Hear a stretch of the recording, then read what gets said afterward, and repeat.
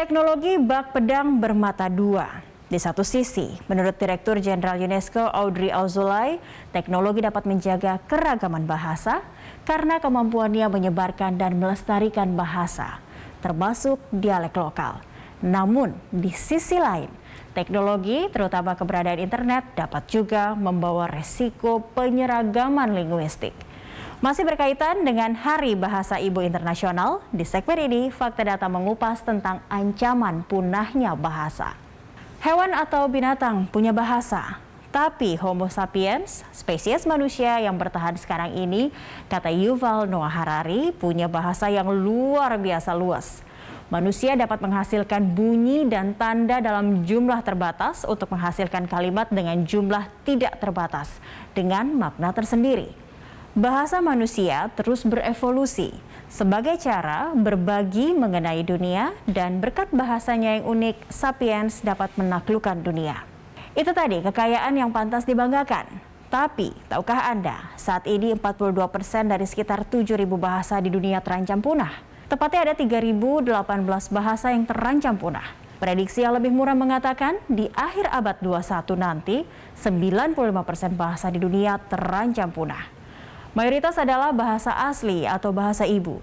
Dan yang lebih muram lagi, diperkirakan setiap 2 pekan ada 1 bahasa asli yang mati. Seperti populasi dunia yang mayoritas menghuni benua Asia, bahasa asli paling banyak berada di Asia. Jumlah hampir sepertiga dari total bahasa di planet bumi ini. Berikutnya diikuti Afrika. Jika digabungkan, kedua benua ini menguasai hampir 2/3 bahasa dunia. Banyak faktor yang memengaruhi dominasi ini, mulai dari luas wilayah, sejarah budaya, hingga penyebaran peradaban kuno. Lainnya, ada 18,5% bahasa berada di kawasan Pasifik. Lalu 15% di Amerika, serta 4% di Eropa. Bagaimana dengan negeri kita?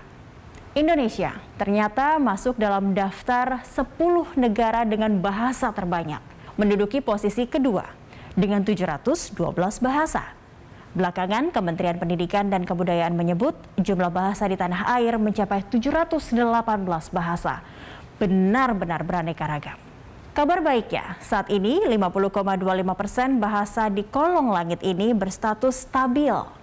Bahasa atau bahasa asli dianggap stabil ketika semua anak dalam masyarakat tertentu masih belajar dan menggunakan bahasa mereka. Jika situasi ini berubah, bahasa stabil pun tidak lepas dari kemungkinan turun vitalitasnya atau daya hidupnya hingga akhirnya berujung pada kepunahan. Kabar baiknya lagi, kini terdapat 7,48% bahasa institusional di dunia. Justru bahasa dengan persentase terkecil ini paling lestari, sebab telah diadopsi oleh pemerintah, sekolah, dan media massa. Karena itu, jika kita melihat kondisi saat ini, negara-negara seperti Amerika Serikat, Kanada, dan Australia mencatatkan persentase tertinggi dalam kepunahan bahasa asli. Pasalnya, bahasa Inggris mendominasi dalam komunikasi penduduk negara-negara tadi. Sekarang mari kita tengok ke negeri kita. Hingga tahun 2019, hanya 98 bahasa asli di Indonesia yang berhasil divalidasi vitalitasnya. Untuk gampangnya, vitalitas kita artikan sebagai daya hidup bahasa sehingga tetap bertahan sampai sekarang. Hasilnya 37% berstatus aman, 11% punah, dan 52% mengarah kepada kepunahan. Secara umum, sebaran bahasa yang terancam punah lebih banyak didominasi wilayah Indonesia bagian timur. Padahal justru di Indonesia Timur tercatat bahasa asli paling banyak. Di Papua contohnya, ada 326 bahasa asli. Di Papua Barat 102 bahasa, Maluku punya 62 bahasa, dan NTT 72 bahasa.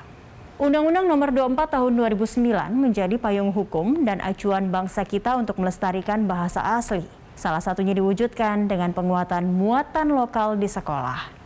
Bagaimanapun, suatu bahasa memiliki vitalitas tinggi jika penutur bahasa tersebut berjumlah banyak serta digunakan secara luas.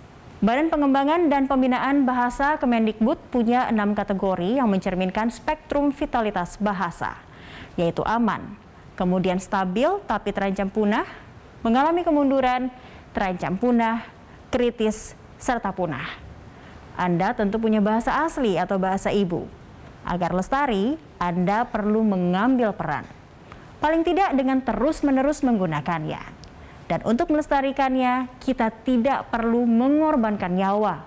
Seperti yang terjadi tahun 1948 silam, saat penduduk Pakistan Barat dan Pakistan Timur cekcok gara-gara berebut menjadikan bahasa asli mereka sebagai bahasa nasional Pakistan.